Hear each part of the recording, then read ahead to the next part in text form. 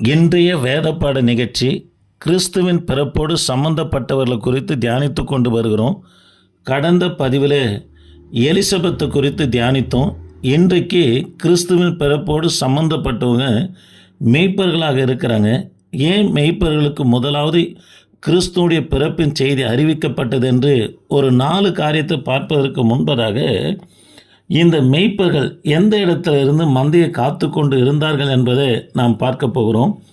ஆதியாகமம் 35:19 21 வரைக்கும் நீங்கள் வாசித்து பார்ப்போம்னா, மீகா தீர்க்க தரிசன புஸ்தகம் 4ஆம் அதிகாரம் 8ஆம் வசனத்திலையும் இந்த மெய்ப்பர்கள் எந்த ஆடுகளை காத்து கொண்டு இருந்தார்கள் என்று சொன்னால், தேவாலயத்துக்கு பலியிடும்படியாக கொண்டு போகப்படுகிற ஆடை தான் பெத்லகேமுக்கு அருகாமல் இருக்கிற ஏதேர் என்ற பகுதியில் மந்தையை காத்து கொண்டு இருக்கும்போது தான் தேவதூதர்கள் சேனை தோன்றி, உங்களுக்காக தாவீதின் ஊரில் இரட்சகர் பிறந்திருக்கிறார், உங்களுக்கு இதுவே அடையாளம் என்று சொல்லி உங்களுக்கு என்று மேய்ப்பர்களுக்கு அறிவிக்கிறத நாம் பார்க்க முடியும். சரி, ஏன் முதலாவது மேய்ப்பர்களுக்கு அறிவிக்கப்பட்டது என்று சொன்னால், முதலாவது காரியம், தேவ பிள்ளைகளை, வேதபாரகம், பரிசேயன், ஆசாரியன் இவர்களுக்குள்ள ஒரு பெருமை இருந்தது. என்ன பெருமைனா, நாங்கள் ஆபிரகாம் சந்ததி என்று பெருமையாக இருந்தார்களே தவிர, இந்த வேதபாரகம், பரிசேயன் நியாயப்பிரமாணத்தை குறித்து நன்கு அறிந்திருந்தாலும் கூட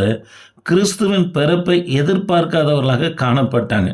அது மாத்திரம் இல்லை, யோவான் ஸ்தானக ஞானஸ்தானம் கொடுக்கும்போது வேதபாரகம், பரிசேயன், சதுசேயர்லாம் ஞானஸ்தானம் எடுக்க வரும்போது அவர்கள் பாவங்களை எடுத்து யோவான் ஸ்தானம் சொல்லுகிறார், விரியன் பாம்பு குட்டிகளே, அந்த பாவம் 3 விதமான பாவங்களை குறித்து சொல்லப்பட்டிருக்குது. இப்போ நேரில் கர்த்தருக்கு சித்தமாக வருகிற பதிவில் நம்ம பார்க்குறோம்.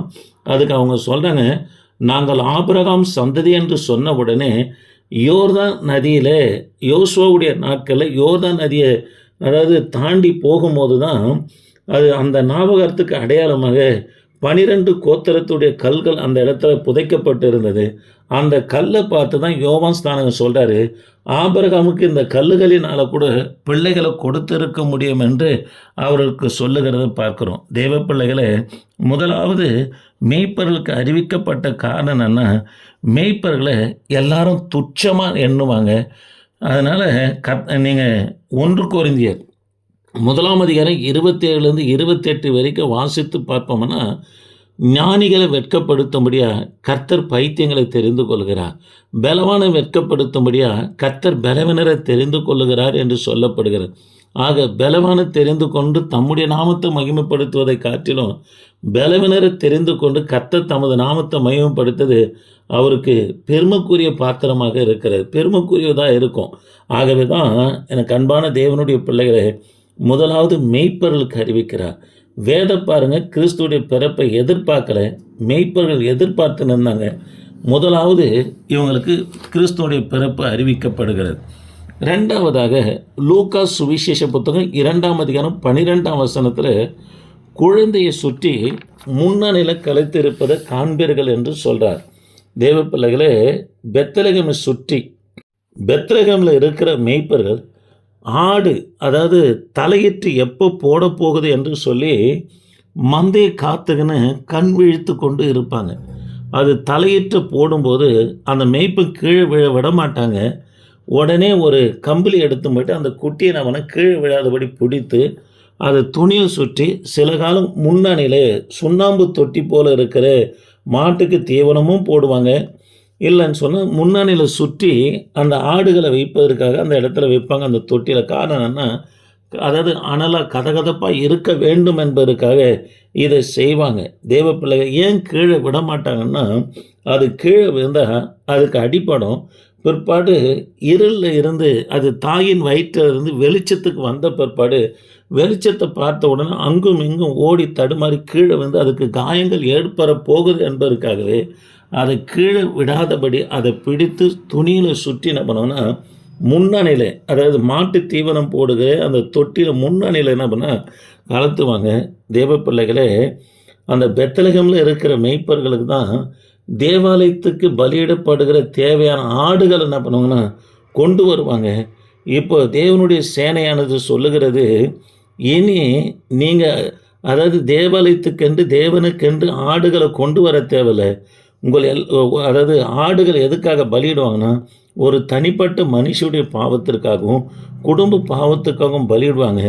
இப்போது தேவ தூதனுடைய சேனை சொல்லுகிறது, உலக அகிலம் முழுவதும் இருக்கிற அதாவது ஜனங்களுடைய பாவங்களுக்காக நீங்கள் கொண்டு போகிற ஆடலை தேவ ஆட்டுக்குட்டியானவர் பிறந்திருக்கிறார், துணியில் சுற்றி அவரை கலைத்திருப்பதை நீங்கள் பார்ப்பீர்கள் என்று சொல்லுகிறார். தேவ பிள்ளைகளே, முதலாவது காரியம், மேய்ப்பர்கள் துச்சமாக எண்ணப்பட்டாங்க. ஆகவே தான் இவங்களுக்கு முதலாவது அறிவிக்கப்பட்டது. ரெண்டாவது, தேவ பிள்ளைகளே, இனி உங்களுடைய ஆடுகள் அல்ல, தேவ ஆட்டுக்குட்டியானவரே உங்களுக்காக பலியிடும்படியா தாவீதின் ஊரில் பிறந்திருக்கிறார் என்று சொல்லப்படுகிறது. இது ரெண்டாவது காரணம். மூன்றாவது, தேவ பிள்ளைகளே, லூக்கா சுவிசேஷ புத்தகம் 2ஆம் அதிகாரம் 11ஆம் வசனத்தில் உங்களுக்காக தாவீதின் ஊரில் பிறந்தார். 2ஆம் அதிகாரம் 12ஆம் வசனத்தில் இது உங்களுக்கு அடையாளம் என்று சொல்லுகிறார். தேவ பிள்ளைகளே, யாக்கோப்புடைய நாட்களிலிருந்து தாவீதுடைய நாட்கள் வரைக்கும் முற்பிதாக்களும் சரி, தாவீது அரசன் ஆகுவதற்கு முன்பதாகவும் சரி, ஆடுகள் தான் மேய்த்து கொண்டு வராங்க. யாக்கோபு மற்ற எல்லாரும் ஆடுகளை தான் மேய்த்து கொண்டு வராங்க. ஆதியாகமம் 46ஆம் அதிகாரம் 32லேருந்து 34 வரைக்கும் நீங்கள் வாசித்து பார்ப்போம்னா, யோசப்பு பார்வோனிடத்தில் என்ன சொல்வார் என்று சொன்னால், நாங்கள் ஆடுகளை மேய்த்து கொண்டு இருந்தோம் என்று உங்கள் தொழிலை குறித்து சொல்லுங்கள் என்று சொல்வார்.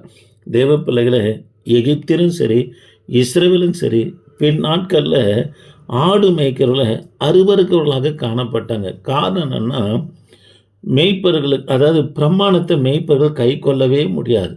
சாப்பிடும்போது கை கவனம். ஆனால் மேய்ப்பர்கள் எதை கிடைக்குதோ காட்டில் எடுத்து நம்மளை சாப்பிட்ருவாங்க. பிற்பாடு பிணங்களை தொடக்கூடாது.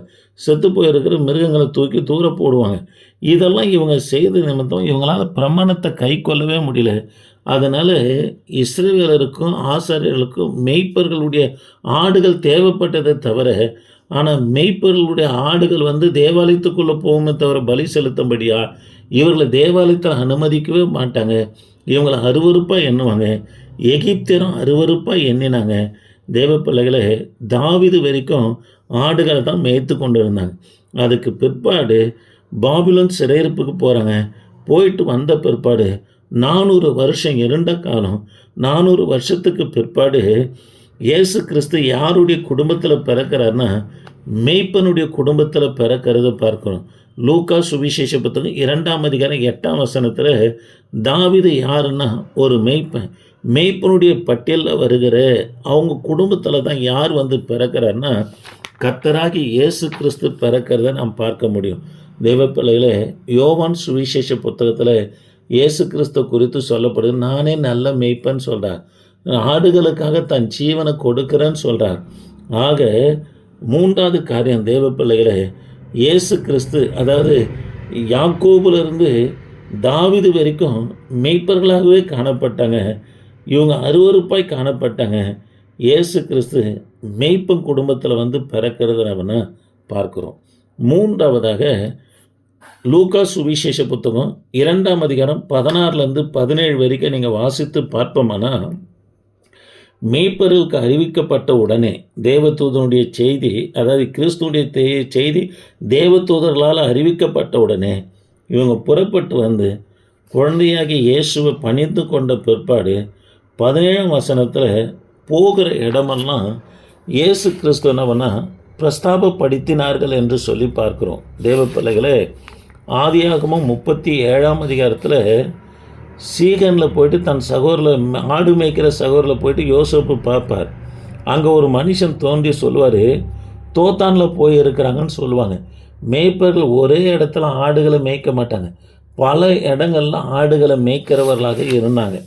ஆகவே இவங்களுக்கு மூன்றாவது காரியம், நான்காவது காரியம், இயேசு கிறிஸ்துடைய பிறப்பு இவங்களுக்கு அறிவிக்கப்பட்ட நோக்கம் என்னன்னா, இவங்க போகிற இடமெல்லாம் கர்த்தரை குறித்து சொல்லுவர்களாக காணப்பட்டாங்க. இதுதான் 17ஆம் வசனத்தில் சொல்லப்பட்டது. அவருடைய சங்கதியெல்லாம் சொல்லி தேவனுடைய நாமத்தை பிரஸ்தாபப்படுத்தினார்கள் என்று சொல்லப்படுகிறது. திரும்ப சொல்லுகிறேன், ஏன் இயேசு கிறிஸ்துடைய பிறப்பு இவர்களுக்கு அறிவிக்கப்பட்டது என்று சொன்னால், இவங்க அற்பமாக எண்ணப்பட்டாங்க.